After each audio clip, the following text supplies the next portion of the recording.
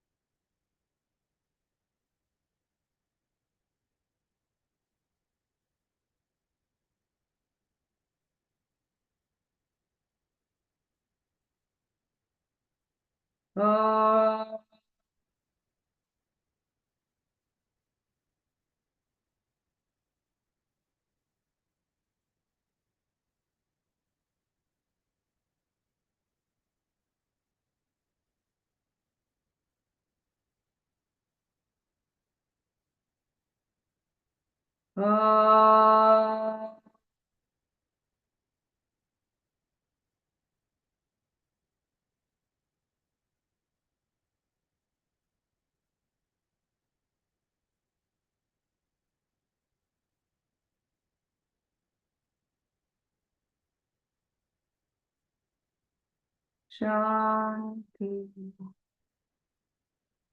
Shanti,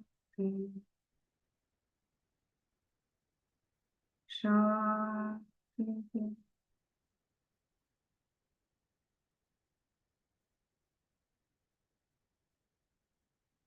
And whenever you're ready, rub your palms together and gently place them on your eyes and face, and ears, and your entire body, and slowly come back. All right, are we back? Are we really here in this moment? If you are, and if you're 100% in this moment, then give me 100% in the comments, please. And let me put that on so that I can see your comments as well. Give me 100% in the comments and I will know that you're here with me completely.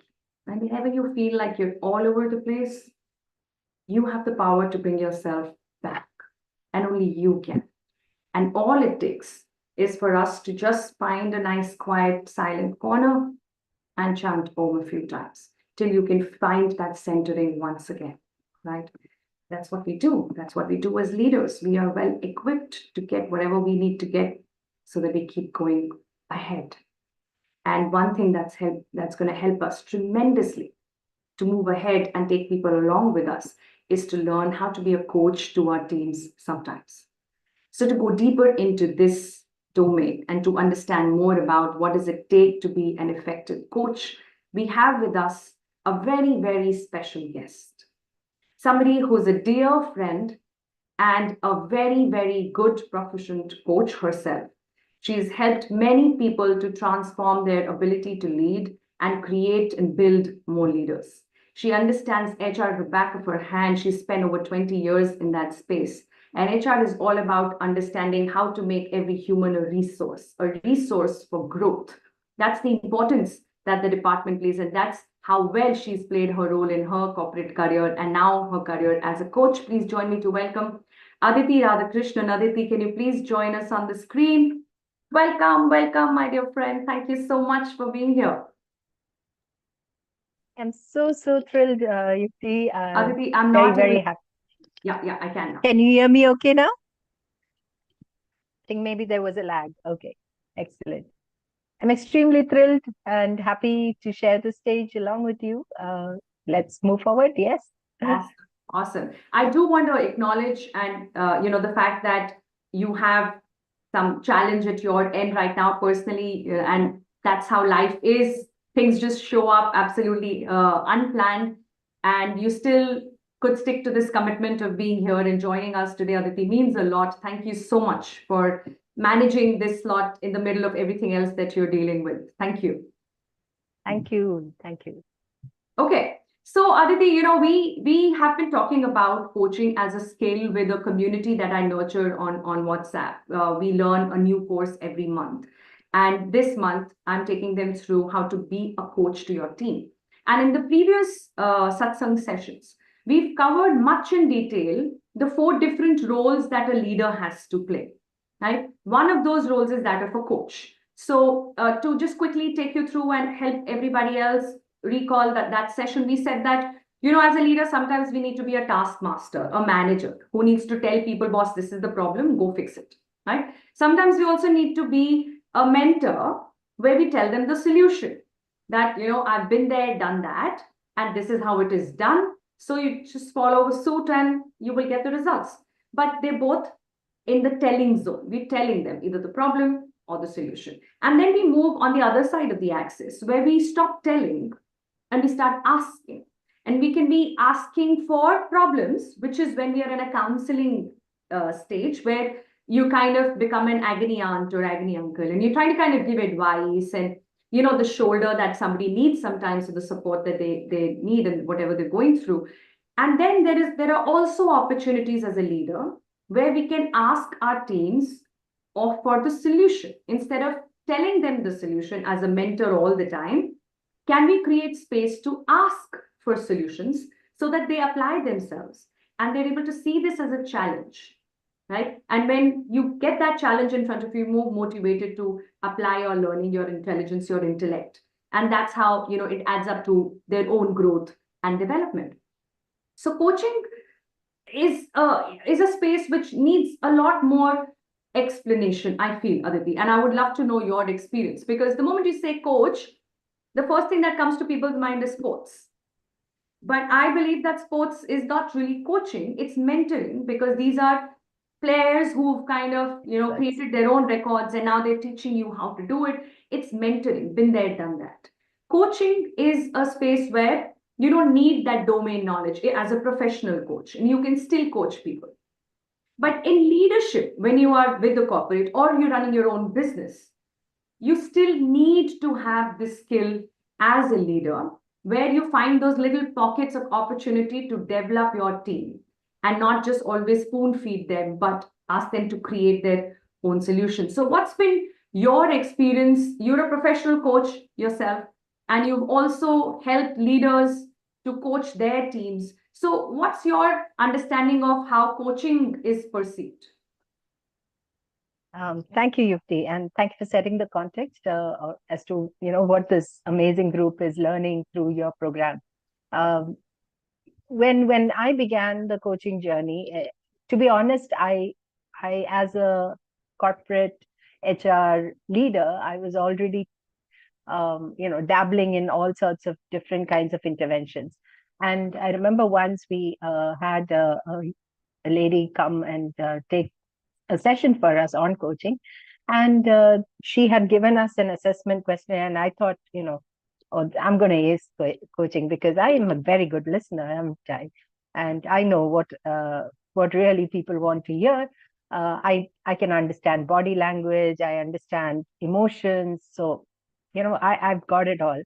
But that when I started going through the assessment questionnaire, and this was I think probably 10, 12 years ago, I realized that there were pockets of being a coach, which is very different from being a good leader or even a good HR professional. So as a good HR professional or as a good leader, you need to be able to tap into people's emotions, understand their anxieties, their fears and things like that. But as a coach, you actually need to be and the word that I like best is you need to have detached curiosity. That means you don't get attached to anything that the person is saying, but you're still curious about, how they're going to go about something, and giving them the space to explore.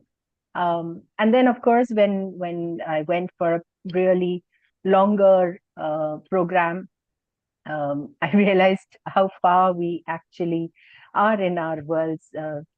What we think is coaching is not really coaching, and truly, because our examples around us is always been sports. And even today, if you look at all the Insta reels, everybody is giving you an immediate solution. Here, implement this, and things like that. So then you start feeling that, oh, that is coaching. So my own experiences when I started applying coaching principles, of course, it is a journey. It's something that you constantly have to work on, improve on, and get better at. My clients and people who I have earlier mentored, and then they get into a coaching conversation, they're like, phew, we never knew this was possible. Wow. We never knew that that they had all the solutions, that they had the power, they have the energy to go after something.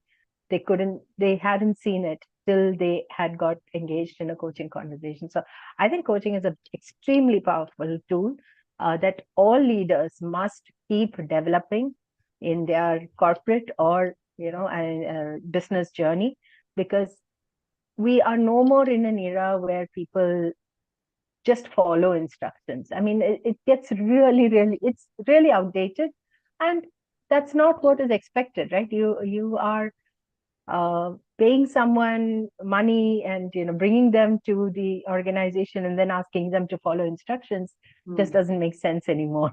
I think we have robots to do many of that now. So it just makes sense to let people tap into their potential using coaching as a methodology.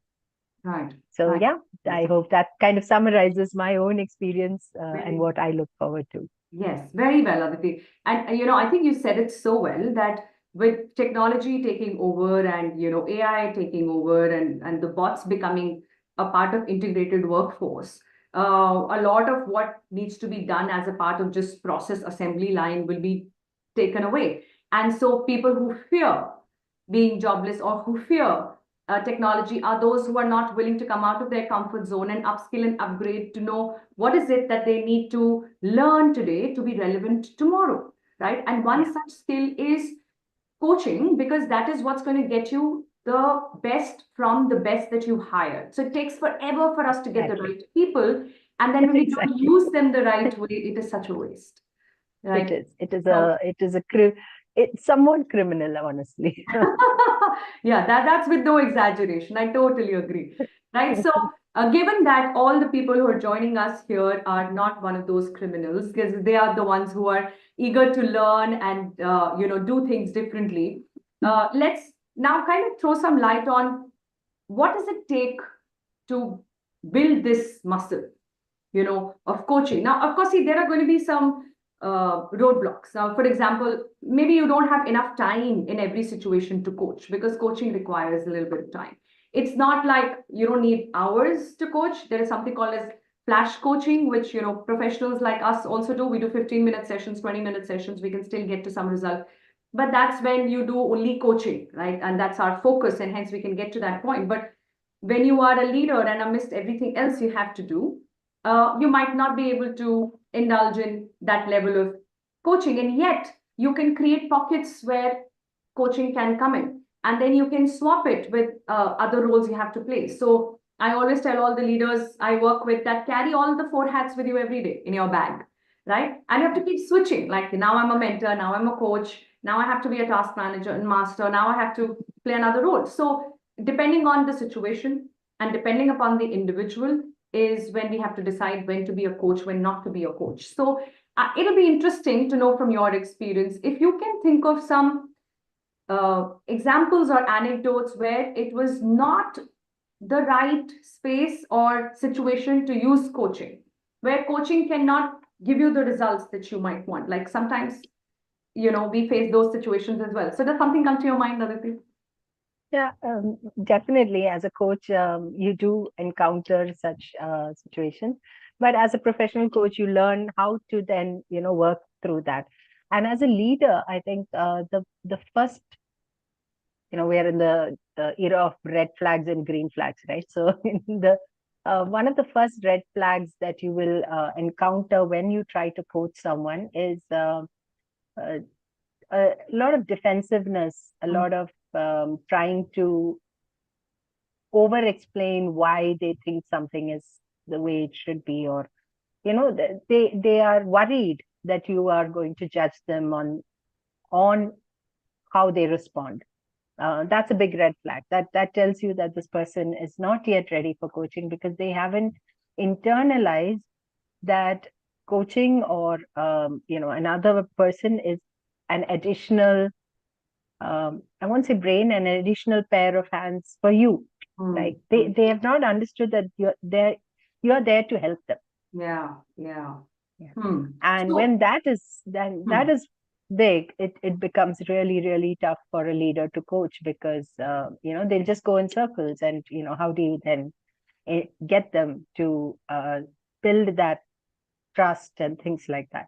So definitely coaching will be difficult for when they are in that defensive mode, when they are not in that open mode, and also they don't trust where that rapport has not been built.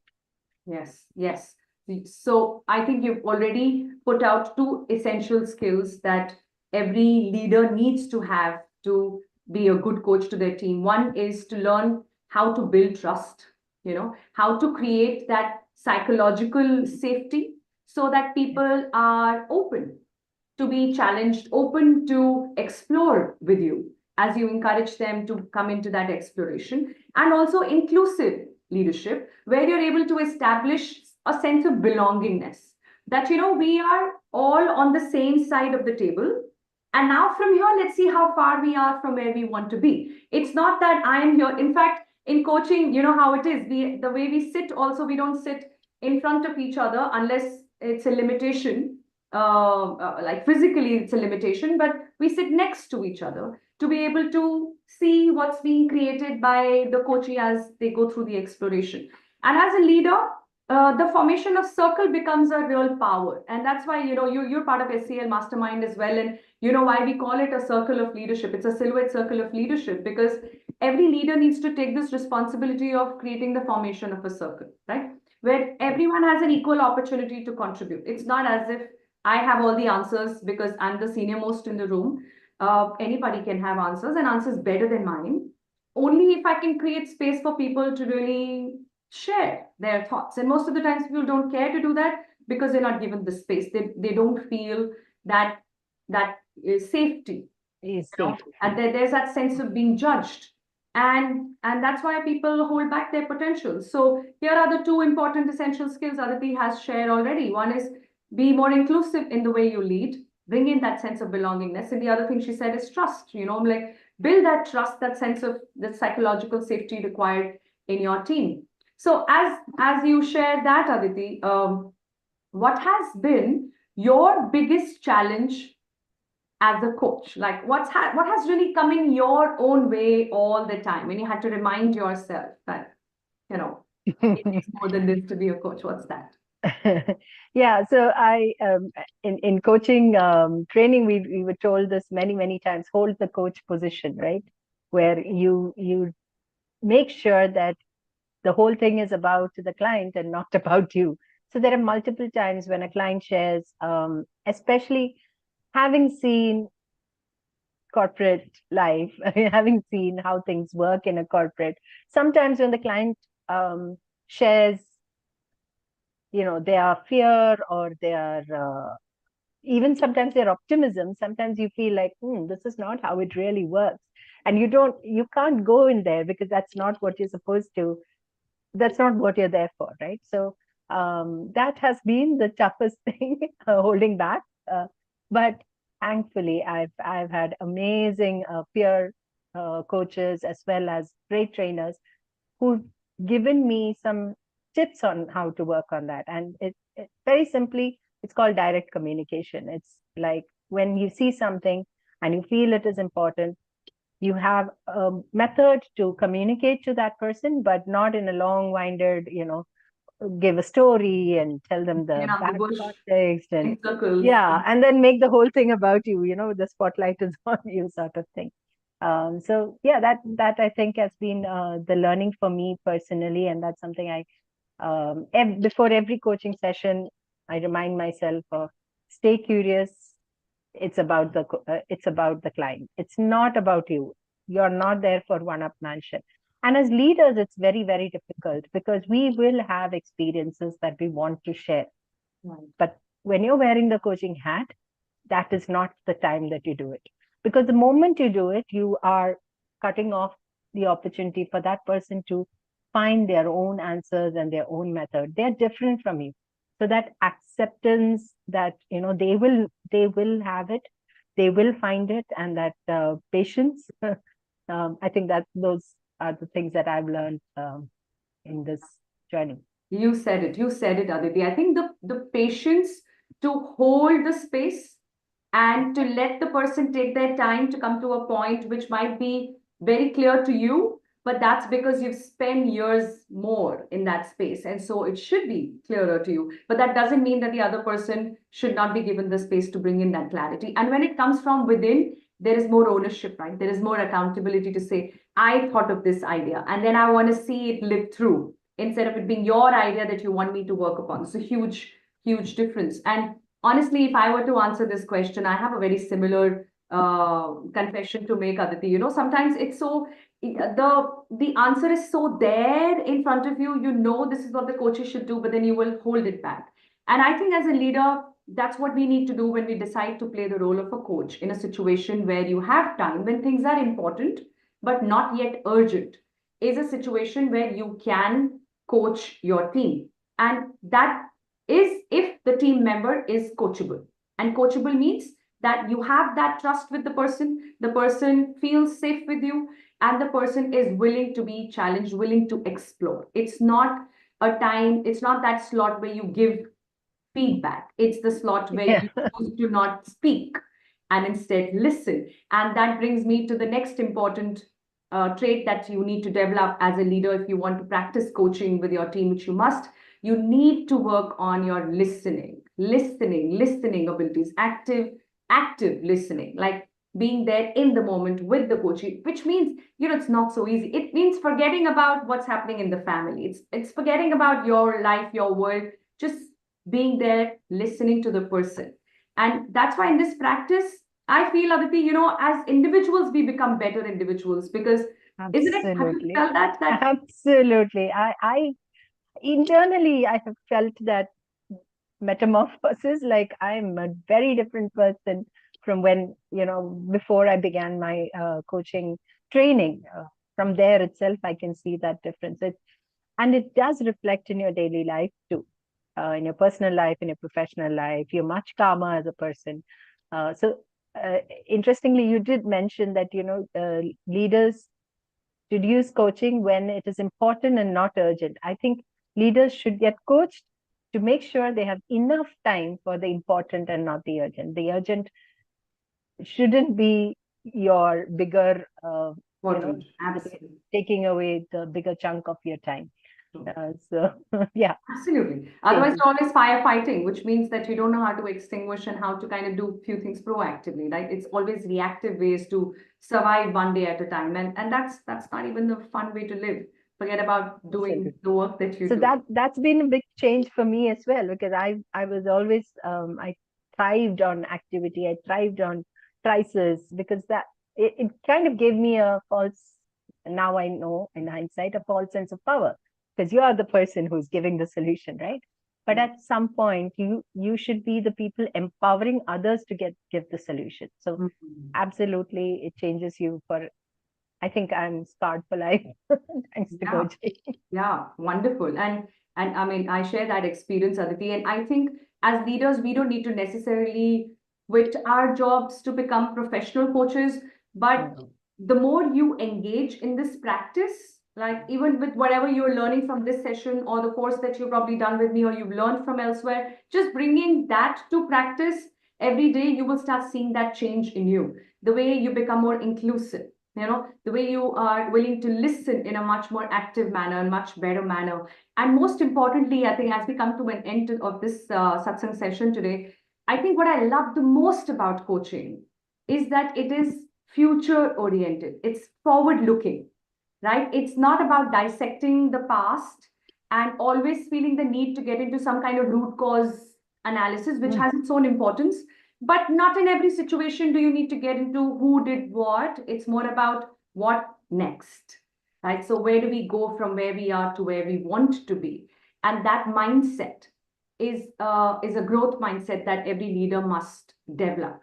Have you seen that in your practice when you're just like, the question that you have in your mind is, all right, so what's the next step? Where do you want to go from here? Yeah, no, absolutely. And we've all been trained socially and, in school, academically, to always look at what mistakes we made and how we should not repeat it. While yes, there is definite value in learning lessons and integrating that, there's much more power and energy looking at what do we do next? Where are we going? And what actions do we take today that makes that future possible? Yeah. So yes, I've really, I really resonate with what you said. That's the beauty of coaching, that we are future oriented. So even when clients or leaders delve a little bit too much into oh but, you're very quickly able to bring them out and say, well, that's all fine, but where are we headed? What do you want to take away from that? So it's beautiful because it suddenly shifts their energy and suddenly makes them realize, okay, the drama is over, let's move on to actually what I can do. True. And nobody is indulging in my drama. That that's also sometimes a little painful, that I'm sharing my drama and she's like saying, okay, what next? That's not a good question. Right. And I think coaching is totally led by questions. And the last satsang session that I did was only on the power of powerful questions. And if you haven't seen that, those who've joined us today, please have a look at that session. You'll learn a lot about how to ask powerful questions. And as Aditi mentioned, the question like, okay, so what next? It's a very powerful question. It shifts the energy, as she said. Another question that I really love comes from how often I see people saying that I don't want this, I don't want that, I don't want this to happen to me, I don't want what's going on, I don't like the way it is. And then you ask them a simple question, and I would like you all to make a note of this question because it's a very, very powerful question. And the question is, if you don't want this, then what do you want instead? Such a beautiful question, because that just totally brings you onto another path of looking in the future. What do I want instead? What I don't want is an endless list, but what do I want instead is a question to ask, is a question to answer. And with that question, we bring an end to all the questions for today and the end of our satsang session. I want to very just quickly do a recap of 5 things as I see it that we've covered in this session of essential coaching skills for every leader. The first is inclusive leadership, where you bring in that sense of belongingness. The second is to create that psychological safety and trust that you talked about, Aditi, very important essential skill to develop. The third is to be able to be willing to listen carefully, because if you're not listening, you will not come up with the right questions. And it's the relevance of the question that makes it powerful, right? And that's the fourth skill, to ask powerful questions. And the fifth is to be future oriented. What next? Let's not get sucked into the dramas we all create. Let's look at it from a little height, a little distance, so that there is that detachment. I loved the term you used, that detached curiosity, such a beautiful term to be remembered, to be used. And with that detachment, you can create space for exploration. And that is the power that coaching can bring in our ability to lead. So with that, I thank you once again, Aditi, for joining in. It is always a delight speaking to you. It was yet another such experience. So thank you for making time for the session today amidst everything else that you're dealing with. Means a lot, Aditi. Thank you so much. Thank you, Yukti. And I'm so glad we're talking about this very important skill that is absolutely necessary for where we are today and the future. Awesome. Thank you. All the very best to you. Keep building leaders, keep creating future for yourself and for the ones who come in touch with you, in contact with you. Thanks, Aditi. God bless you. And thank you, everybody, for joining in. There are so many people. I wish I had the time to thank you all in person, but I really do want to acknowledge your presence here. Means a lot. Next week is going to be another important insight in the space of leadership and spirituality. And week after that, which is 30th of July, is an open house where you can put out any question you like, and I will try my best to take it up and help you unstuck from the situation that's holding you back. Till then, take good care of yourself. I will see you real soon. Thank you so much. God bless you all. Thank you, Aditi. Thanks, everyone.